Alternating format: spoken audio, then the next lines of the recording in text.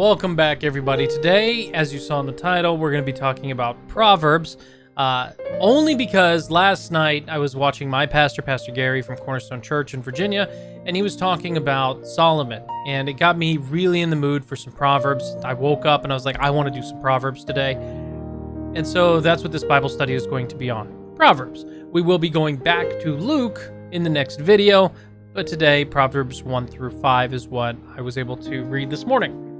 That being said, I want to put something out there real quick. This isn't actually a Bible study. I was thinking about it. A Bible study would be if I was reading chapter by chapter, talking about point by point on these videos. Instead, this is like a recap and a rehash. It's very similar to what happens for people that are in those book clubs where they're all reading the same book and then they get together once a week or a month or whatever it is, and they talk about what they read.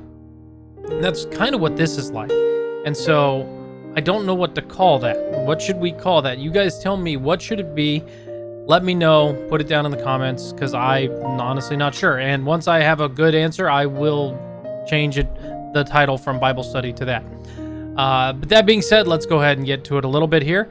So chapters 1 through 5, there's a lot of talk of commandments and wisdom. Lots of things about being wise. Now, if you didn't know, Proverbs was mostly written by the chief author of Solomon. Solomon was a very wise king of the Jews, of Israel. And he came after David, and God asked him, what can I bless you with? What blessing do you want? What do you want from me? What gift can I give you? And instead of asking for money or power or glory or fame, he asked for wisdom, which was a very wise request. And I think it impressed God, and God blessed him with that wisdom along with other things. And he became renowned for his wisdom. I mean, people around the world, kings around the world, would come and see him for his wisdom. And so he was a great man with a great kingdom and a great amount of wisdom. That being said, Proverbs. So a lot of what I read was basically, don't do what the evil of the world wants you to do. And that evil hates wisdom. It hates wisdom, it hates the truth, and it hates fact. That's why in today's world, you see such anti-Christian, anti-Jewish sentiment around the world. Look at the protesters at the colleges that are in support of Hamas. Look at all the anti-Christian legislature that's going on. Look at the the FBI spying on churches and whatnot. But even more than that, just the suppression of fact in general. You have lots of facts about COVID and the COVID vaccines that are suppressed, and the government is still pushing vaccine mandates on people. You have Rhode Island that's trying to pass legislature to make it pretty much illegal to not get vaccinated, where you would be fined if you're not vaccinated. You have to be vaccinated, or you will have to pay money. That sounds great. And totally full of freedom, right? So we see it all the time, that wisdom and truth is the opposite of the world. And the world's just getting worse in that, worse and worse. And I think that's all part of a plan, but not God's plan, but the enemy's plan for sure. But we see it all the time. And the first couple chapters are talking about wisdom and commandments, and it's saying, don't go with the world. When the world tells you, come with us, we can steal this money, we can do these things, and we can all participate and have all this wonderful stuff that we want, and have this lifestyle we want, and the women that we want, and whatever it is, promiscuity that we want. Don't get into that. It's unwise, and it's not fulfilling. It's not going to make you happy, and it separates you from God. So it talks a lot about that. And then it goes into keeping the commandments and how we should be keeping the commandments. And keeping the commandments will fulfill us, and it will give us peace. And being with God gives us a peace that we cannot get from the world. I know personally, and I hope it's the same for you, I know personally that when I read the Bible, I literally walk away feeling better. If I'm sad or angry, and I read the Bible, I walk away either neutral, content, or happy. or feeling fulfilled. I know that. I know that when I keep a commandment, or when I put aside a pressure of sin, a peer pressure of sin, right? I know I feel better about it. And I know that without the word, I wouldn't have the strength or conviction to push those sins aside. I know through past experience that I would give in.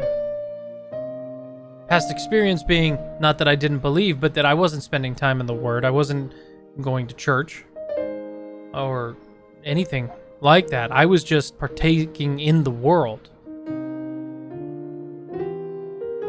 Going out, partying, hanging out, drinking, being with women. None of it was fulfilling. It might be in that specific moment enjoyable, but that enjoyment is very fleeting, very fast, very quickly. And the next day you wake up looking for the next thing to fill that void, right? That emptiness, that I want to be happy, I want to be content. And so we have to make sure that we're not getting wrapped up in the world. And not even when it comes to enjoyment things. Because we can get wrapped up in the world with work, right? You can have a super bad day at work. It's a hectic day. It's a hard day. Maybe clients or customers are really agitating. Your boss is just not understanding, or they're putting forth a plan that just you think is stupid, doesn't make any sense. And instead of focusing on God and the Word to help balance you, you kind of go down the rabbit hole of aggression and stress and negative emotions. And that's when we really need to pull back, spend time with God, listen to the commandments, adhere to the commandments, and pray for wisdom to move forward in whatever direction we are going, with whatever the problem is. Move forward with wisdom from God. That's what we need. Without Him in our corner coaching us, we're never going to win that boxing match. We're never going to feel fulfilled. We're never going to win the day.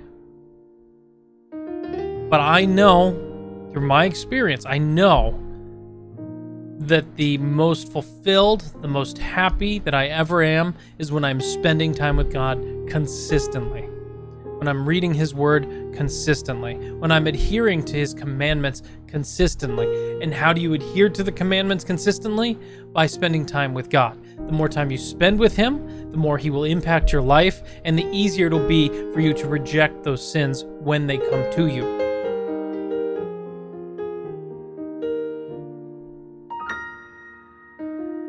I don't know what else to say about that. That's just the way it is. That is the truth. Don't let somebody talk to you about Cloud Daddy, making fun of it. Don't let them talk. Just leave. Don't let them bring you down. They are unhappy. These kids on these campuses supporting Hamas, they are unhappy. Look at them. Listen to them. They are not fulfilled. They are not happy. They are angry, bitter children with a void in their heart, in their soul. Don't let them bring you down. And don't join them. You join them, you will be just as bitter, just as sad, just as empty, just as lonely, just as angry as they are. And don't get angry into them. Don't let them goad you into anger either. And this is hard for me. I'm a little quick to anger. It's that Irish blood, I guess, but I'm a little quick to anger. I was never afraid of a confrontation. And so this is something that the Lord has helped me with over time, but I still struggle with it. Don't let them goad you into a confrontation. Even if you're somebody that enjoys confrontation, don't let them goad you into it. Be at peace, be still, be with God, walk with God, and He will give you the words that you need to say to these people in that moment. That's all I have for today. Next video, we will start doing Luke again. We'll pick that back up right where we left off. I hope this video was beneficial or helpful or insightful or anything. I don't care what it is. As long as it was something positive for you, I'm happy. But read some Proverbs, and in the next video, I'll be back on Luke. Thank you so much for hanging out, everybody. I appreciate it. I do look forward to seeing you in the next video. But until then, God bless you.